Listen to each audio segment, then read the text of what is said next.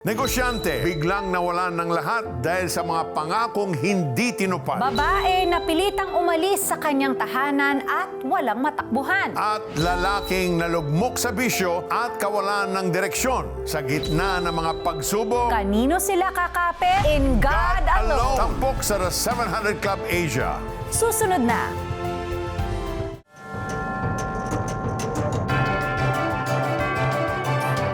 Magandang araw po sa inyong lahat. At welcome sa The 700 Club Asia. Alam mo, Sonja, madaling magtiwala sa Diyos kapag maayos ang lahat. Yes. Pero kapag sunod-sunod na ang problema, nako, doon talaga nasusubok yung ating pananampalataya. Totoo yan. At minsan, doon din natin mas nakikilala kung sino talaga ang sandigan natin. Sa episode na ito, makikita natin ang mga kwento ng mga taong piniling kumapit sa Diyos. Minsan, kapag maayos ang buhay natin, doon tayo nagiging kampante. Parang feeling natin, kaya natin kontrolin ang lahat. Kahit ang faith natin, napapabayaan. Pero paano kung sa isang iglap, mawala ang lahat? Ito ang kwento ni Ambi. Let's watch this. Noong 1994, nagsimulang palaguin ni Ambi ang kanyang mga negosyong tubuhan at metal fabrication sa bayan ng Tarlac sa pamamagitan ng sipag at tiyaga. Fabricate kami ng mga construction material equipment like mga mixers, yung paggawa ng mga hollow blocks at sinusupply ko naman sa Manila. Binabayaran naman sa akin through postdated checks, 30 days. Kaya natutustusan yung pag-aaral at expenses sa mga bata, maging sa bahay. Ngunit dumating ang panahon na nalugi ang kanyang negosyo dahil sa mga talbog na tseke. 2000, nag-down na talaga. Wala na kaming pera, wala na kaming pagkukuhanan. Yung mga bata, wala nang pang-enroll. Mga kapatid ko ang nagbibigay ng pang-enroll na nila. Bagamat Kristiyano si Ambi, aminado siyang mas naging prioridad niya noon ang negosyo kaysa sa kanyang pananampalataya. Nakita namin na mali ang aming foundation sa aming pamilya, which is na material ang aming inuuna. Na-realize ko na dapat unahin ang Panginoon. Doon ko isinapuso yung Matthew 6:33, that seek ye first the kingdom of God. Doon kami nag-start na ni Mrs. na balik tayo sa Panginoon. Naglingkod si Ambi sa Panginoon sa pamamagitan ng pagbabahagi ng salita ng Diyos sa kanilang lugar. Makalipas ang ilang buwan, may dumating na puhunan na kanyang nagamit sa pagsisimula muli ng metal fabrication business. Unti-unting bumalik ang sigla ng negosyo at umangat ang kanilang kabuhayan. Isang panibagong layunin ang nabuo. Ang magamit ang kanyang kita hindi lang para sa pamilya kundi para sa pagpapalago ng simbahan at pagsuporta sa mga kapwa manggagawa ng Diyos. Ngunit sa kasagsagan ng tagumpay, dumating muli ang matinding pagsubok. Nagkaroon ng malawakang shortage sa bakal na pangunahing materyales sa negosyo ni Ambi. Tumaas ngayon yung bakal dito sa lokal, sa Pilipinas. Yung isang tubo na project ko, magkakalaga lang ng 740 pesos each, naging 1.5. So humabol ako ng variation sa company, binigyan ako, hindi enough para makahabol. Hindi kinaya ng negosyo ang biglang pagtaas ng presyo. Kaya napilitan si Ambi na ipatigil ang operasyon at ibenta ang mga naipundar na ari-arian. Sa kabila noon, hindi siya nawalan ng pag-asa. Itinalaga siyang pastor ng kanilang simbahan sa Tarlac. Sa hangad na lalong mapaglingkuran ang Panginoon, inumpisahan niyang magpagawa ng sariling church building. Ang gusto ko talaga makita ko na merong isang malaking church at maraming mga tao ang lumapit sa Panginoon. Di nagtagal, pinasok na ni Ambi ang real estate business. Mula sa mga proyektong nagkakahalaga ng milyong-milyong piso, muli siyang nakabangon at kumita pa ng mas malaki. Sa biyaya ng Diyos, nakabili si Ambi ng sarili nilang mga property. Nakatapos sa pag-aaral ang kanyang 4 na anak at ngayon may kanya-kanya na ring bahay at lupa pati na mga sasakyan. Seek ye first the kingdom of God. And all of these things shall be added unto you. Hanggang dun lang po ako. Hindi ko sukat akalain na mag-obey ka lang, ibibigay ng Panginoon yung kanyang pangako. Which is ito po ang natatamasa namin ngayon. Patuloy na naglilingkod sa Diyos ang buong pamilya ni Ambi. Naipatayo na rin nila ang kanilang sariling bahay-sambahan. Mula sa dating 200 na miyembro, lumago na ang kanilang simbahan sa halos 600. Patunay na sa bawat pagbagsak, may matatag na sandigan ang mga taong tapat na nagtitiwala sa Diyos. Sa lahat po ng experience ko, even we are in down and ups, hindi nagbabago ang pananaw ko na God is good. Obey ang naging susi. Mahalin mo ang Diyos, mahalin mo ang ministry, mahalin mo ang mga tao, which is ito yung ginagawa namin ngayon.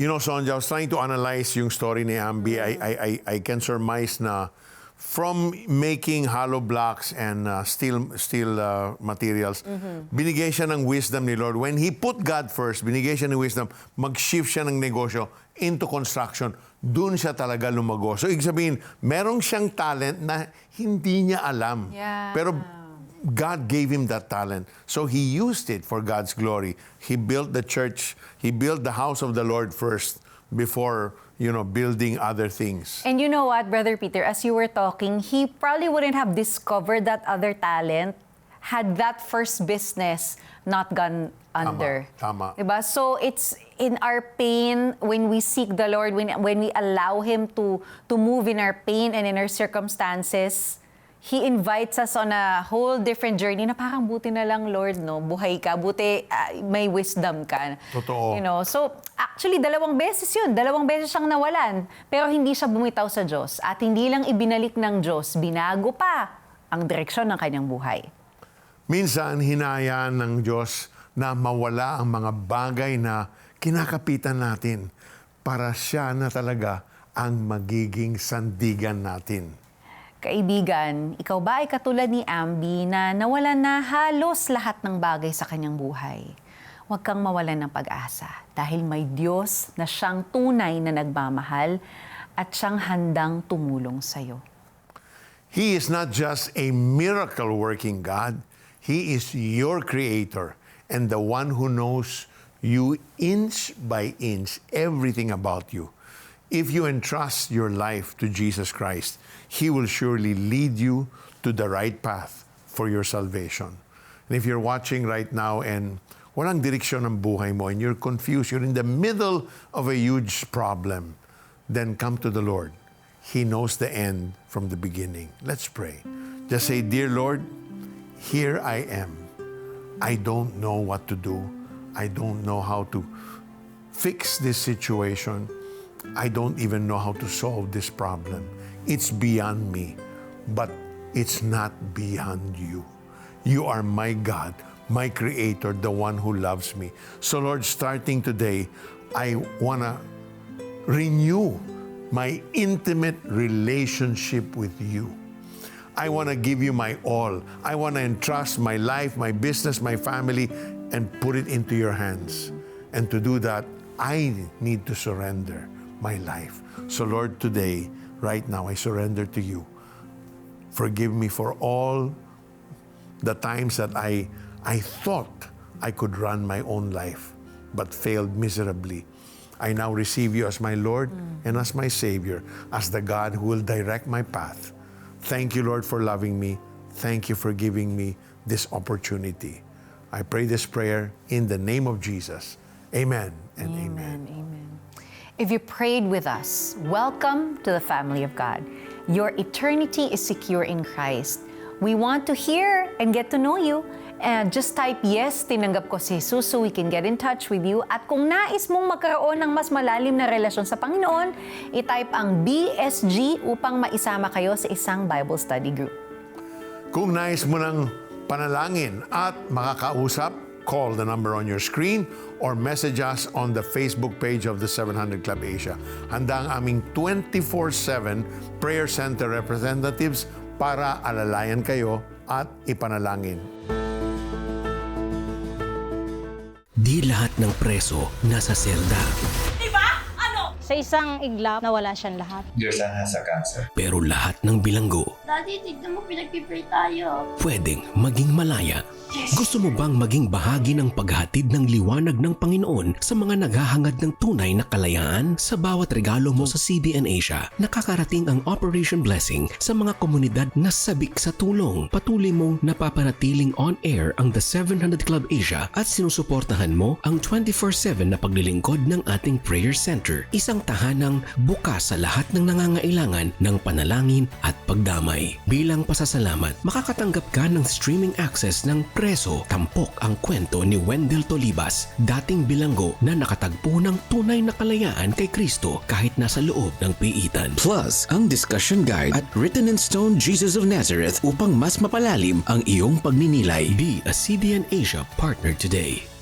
In moments of crisis, your generosity delivers medical care, inspiring stories of miracles, and a tangible experience of God's love. For your donation of 1,000 pesos or more, you'll receive audio streaming access to I Have Walked with the Living God, the powerful audiobook by CBN founder Pat Robertson. Hear how God moves in life's toughest seasons. The same hope your partnership with CBN Asia brings to people who need God most. Give today and help transform lives. Magdodonate ako sa CBN Asia. Oo, bait naman. Sige. Type mo cbnasia.com/give. CBN Asia.com Asia.com/give. Yan. Oh. Okay pa. Oh, kaya mo na yan. Madali na yan. Ano? Ikaw na. Tulungan niyo po eh. Ang dami pong itatype eh. Tapos 4 lang ang daliri ko. Tapos ang dami pang hihinging details. Iba na Ay, eh. iba na. Iba na po. Icons na oh. Opo. Nagbago na yan ang nila oh. Kaya ko na po to. Oh, sige. Excuse kero to. Ako na po dito. Relax na po yan. Yan. Pagkatapos ko, Kuya Rodel, ikaw naman po mag-donate ha. Ikaw nga po, 5 daliri mo, di ka nagdo-donate eh. Anong hindi? Kakadonate ko lang oh, sa cellphone. Sobrang dali na pala. Ano pa hinihintay natin? Donate na!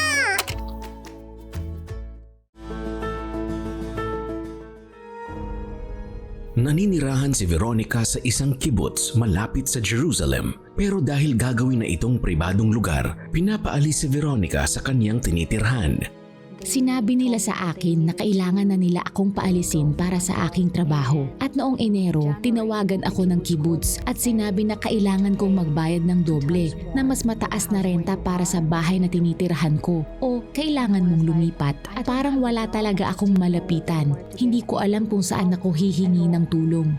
Inalok si Veronica ng kibbutz ng ibang bahay pero hindi ito matirhan dahil sa kalumaan.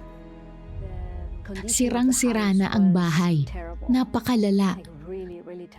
At nang pumasok ako, agad akong napaiyak. Napakahirap para sa akin dahil nakita ko na ang bahay ay sa maraming paraan halos bumabagsak na. Wala itong kusina at sira na rin ang banyo. Isang kaibigan ang nagkwento ng kalagayan ni Veronica sa taga-CBN Israel.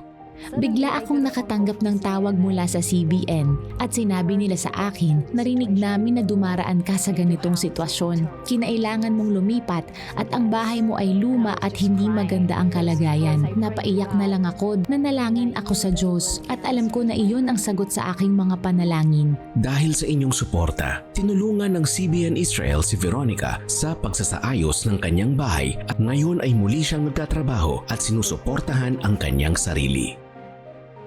Binuksan nila ang pinto para sa akin upang makita ko na may pag-asa. Laging puno ng pasasalamat ang aking puso. Naiisip ko ang mga taong tumulong sa akin, lalo na ang CBN.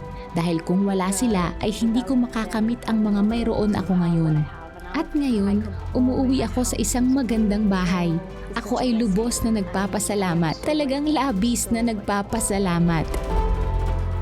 Alam mo, Sonja, that's the spirit of not just CBN Asia, but CBN all over. No? When they see a need, talagang they do whatever they can to address that need. And I'm glad our CBN office in Israel came to the rescue of Veronica because you're all alone. What can you do kung dilapidated na yung bahay mo, no? Hindi ka makakatulog talaga. Ang Tama. dami mo pang iniisip.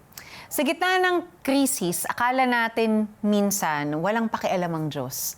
But God's ways are always higher than ours.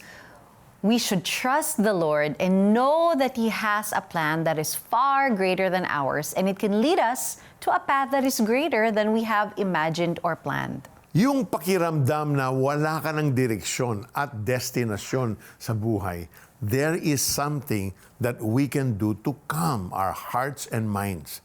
And that is to pray until something happens, because something will happen. Because when we pray, we acknowledge that we are placing our hope and trust in the Lord. Kaya naman, let us read this prayer request from Ronwald. Sabi na, please pray for our security in the midst of war. Lord, we agree with that prayer request from Ronwald. In the name of Jesus, won't your peace, your protection, and security comfort us, God, in the midst of this war. We acknowledge your goodness, your kingship, Lord God, on this earth. In Jesus' name, amen. Amen and amen. Ito naman ang isang panalangin na galing kay Jing. Panalangin ko po na may trabaho ako pagka-graduate ko. What a beautiful prayer request. Lord, you heard that from Jing. That is her desire. So Lord, in the name of Jesus, as she prepares to graduate, would you open that opportunity for her? Show her your favor in the name of Jesus. Amen and amen. Patuloy lang nating i-comment ang ating mga prayer requests sa Facebook page ng The 700 Club Asia para sa susunod, kayo naman ang aming mapanalangin. Pero reminder lang ha, you don't need to wait for us para magdasal sa ating Panginoong Jesus because you too can pray to God directly. He is willing and able to listen and help. Amen.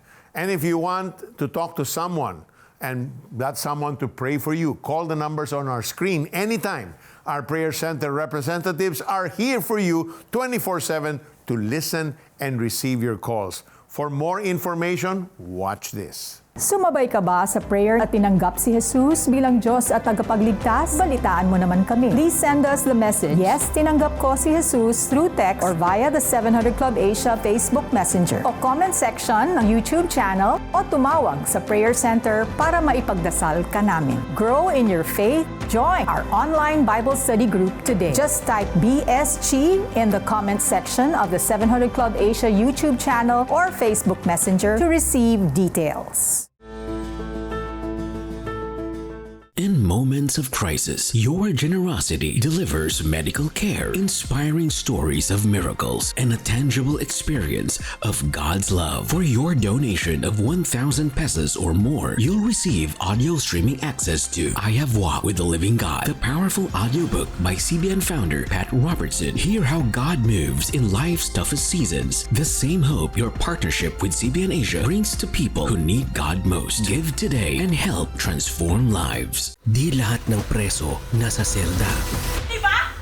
Sa isang iglap, nawala siyang lahat. Diyos ang nasa cancer. Pero lahat ng bilanggo Daddy, tignan mo, pinagpipray tayo. pwedeng maging malaya.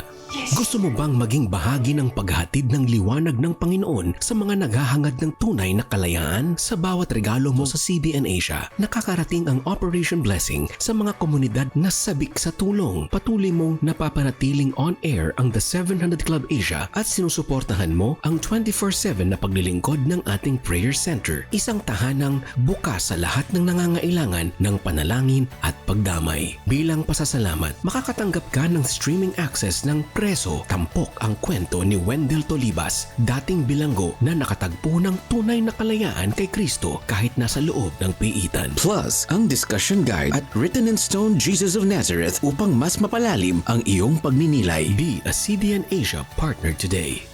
Magdodonate ako sa CBN Asia.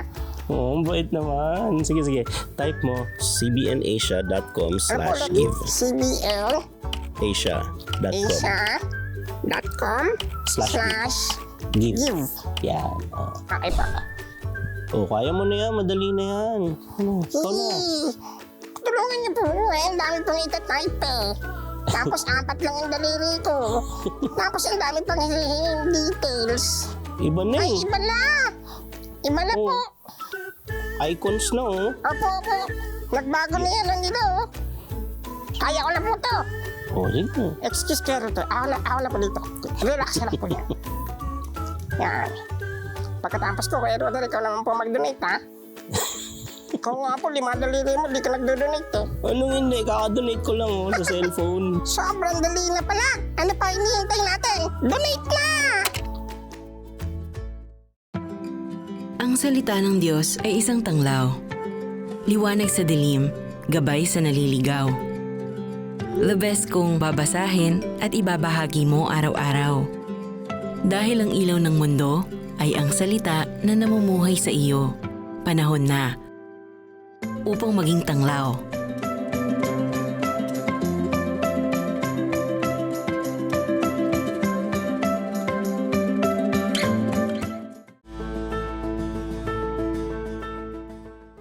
Tahanan kung ituring ni Ding ang abandonado at sirasirang bahay. Dito namulat ang kanyang kaisipan sa realidad ng kahirapan. Walang tubig, walang kuryente, walang pintuan, even sa food, malungkot siyempre. Hanggang kailan kaya na ganito yung mararanasan ko? Pangarap niyang maging isang engineer, ngunit nagbago ang kanyang landas nang matuto siyang magbisyo. Nakakatuwa nga kasi kung sasabihin ko kung sino nagturo sa akin, tatay ko. Ako yung pinagsisindihan niya doon sa kalan namin. Sisindihan ko yung gano'n, tapos ibibigay ko sa kanya. Hinihipan ko noon na tayo, yan kanan. Hanggang dumating yung time na tayo, yan kanan. Hanggang sa dumating yung time na tayo, ako magsisindi. Nagbo-volunteer na ako. At the age of 10, I learned how to smoke. And then at the age of 12, I learned how to drink wine or liquor. And at the age of 14, I learned how to smoke. Gayunpaman, hindi niya nakaligtaan na tulungan ang pamilya, na masukan siya bilang kasambahay at tagapangalaga ng mga baboy. Pag nakikita kami ng kabatchmate ko, oh bro, saan ka napasok? Sabi niya ba ako, sana Adamson, engineering. Ako, UST, medicine. Tanatanong nila ako, saan ka pumapasok? Ako sa Perpetua. No? Anong kinukuha mo bro? Kanin baboy bro. Naaawa ko sa sarili ko. Kasi sabi ko, wala nang pag-asa. Parang hindi niyata ako makakalaya sa kahirapan na ito. Oh, saan yung bata niyo? Sige ba tayo, ha? Sinsya na. Nakipagkaibigan siya sa mayayaman para maitawid ang kumakalam niyang sikmura. Yung mga panahon na na-deprive ako, pagkasama ko sila, hindi ko naaalala yun eh. Sa pamamagitan nila, at least yung gusto kong kainin, makakain ko. Yung gusto kong puntahan, mapupuntahan ko. Yung gusto kong isuot, may susuot ko kasi nakakahiram ako sa kanila. Masiutusan lang ako, kaya na ako masaya na ako ng gano'n. Napasubo rin siya sa pakikipagtalik sa kapwa lalaki kapalit ng pera. Tawag namin rasyon, binabayaran kami every night yon. Merong time na pinapanood lang kami na maggumawa ng bagay. Meron naman talaga yung, let me use the word, sexual intercourse. Dumating sa life ko nung time na yun na parang napapagod na ba ako. Gusto kong baguhin yung sarili ko. Gusto kong makalaya dun sa buhay na meron ako, yung pagbibisyo, lahat. So, naghanap ako ng iba't ibang relihiyon para bang naghanap ako ng satisfaction na gusto kong magbago. Hanggang sa maimbitahan siya ng kanilang kapitbahay na sumama sa isang youth camp retreat. Alam mo, mag-i-enjoy ka doon. Saan ko yan, ha? Salamat ang invitasyon, ha? Sa kanyang pagdalo, naranasan niya ang habag at kabutihang loob ng Diyos. Kung sinasabi niyang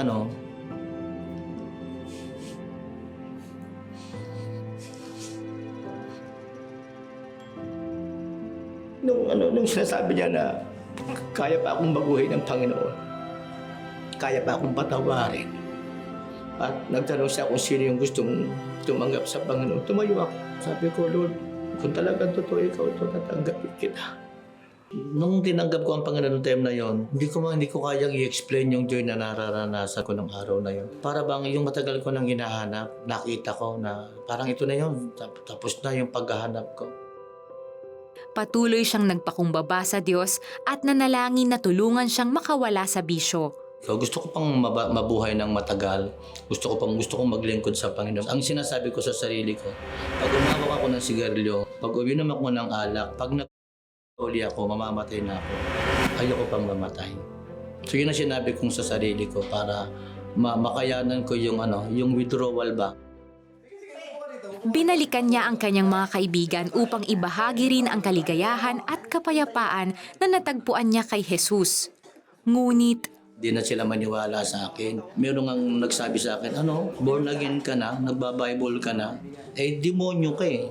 Yung time na nagsisend ako sa kanila na kung ano na sinasabi sa akin, sabi ko, hindi na kayo yung pwede ko nang balikan. Gusto ko nang magbagong buhay. kahit batid ni Nanding na hindi sapat ang kanilang pera para siya ay makapag-aral, naglakas loob pa rin siyang pumasok sa Bible School. Lahat ng tanong nasagot ko. Pinagpawisan ako dun sa tanong na, sino magbabayad ng tuition fee mo? Biglang tumulo yung pawis ko. Sabi ko, saan nga ba ako kukuha ng pambabayad ko? Ang nilagay ko ay capital F-A-I-T-H. Pananampalataya ang tangi niyang baon hanggang siya ay makapagtapos sa kursong Pastoral Ministry. For 4 years, nakapag-aral ako sa Bible School. Hindi ko alam kung sino nagpa-aral sa akin. Ino-order pala ng talaga ng Diyos yung faith. Hindi nagtagal, siya ay tumugon na rin sa panawagan ng Panginoon na maging isang pastor. Naharap naman siya sa isang hamon kung saan kinailangan niyang pumili sa pagitan ng paglilingkod sa Diyos at pag-aahon ng pamilya sa kahirapan. Nung ako nag-full-time sa church namin, tumatanggap ako ng 25 pesos every week. Sumulat yung kaibigan ko. Sabi niya, punta ka dito sa Japan. Kung everything's a good ko, ang kikitain mo 40,000 isang buwan. Pinili ko yung 100 pesos. Kasi gusto ko talagang maglingkod sa Panginoon. Isang bagay ang sinabi ko sa Panginoon nung time na yun. Sabi ko, Lord, hindi ako makakating ng Japan. Basta gusto ko makating sa 10 bansa. Pupunta ako doon para mangaral ng iyong salita. Pupunta ako doon para ipagsigawan ko yung katapatan at kabutihan. Higit niyang naranasan ang Panginoon matapos niyang makapagturo ng Biblia sa 14 na bansa. Biniyayaan siya ng butihing asawa at 2 anak.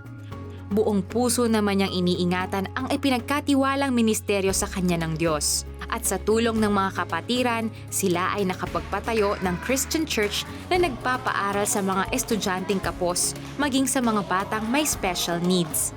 Wala na ako tumanggap sa Panginoon. I know na victorious na ako. Ang Diyos sa akin ay mabait siya, mabuti siyang Ama, provider siya. Siya yung Diyos na pwede kong pagkatiwalaan sa future ko. Hindi na ako matatakot ngayon. Alam ko na yung pinagkatiwalaan ko, hindi ako iiwanan, hindi ako pababayaan. You know, the faith that Nanding held on to when he was going to Bible college is the same faith that he held on to when he had to make a choice. Do I go abroad to Japan and earn so much, or do I stay here and serve the Lord with 100 pesos a week? A month. A month pala, 25 a week. Yes. So parang it's so unimaginable. Na talagang hindi mo na dapat isipin yun no-brainer. Yeah. Doon ka na lang kasi paano kung hindi mabuhay ang pamilya mo, what will people say? Anong klaseng kang pastor, di ba? But you see, those questions didn't bother him. He put 100% of his faith in the Lord. And he did not get disappointed. Yeah, the Lord honored his faith. Grabe. Ang tunay na seguridad Ay hindi sa mundo, kundi sa Diyos lamang. Psalm 32 verse 10 says, "Many sorrows shall be to the wicked, but he that trusts in the Lord, mercy shall compass him about." Put your trust in God alone. Amen. Kung kayo ay na-bless sa mga kwento ng tagumpay at himala sa ating programa at nais ninyong marami pa ang aming maikwento, scan ang CBN Asia QR code na nasa screen or send through our bank account numbers to send your support. Hanggang sa muli, magkita ulit tayo. God bless you more and more.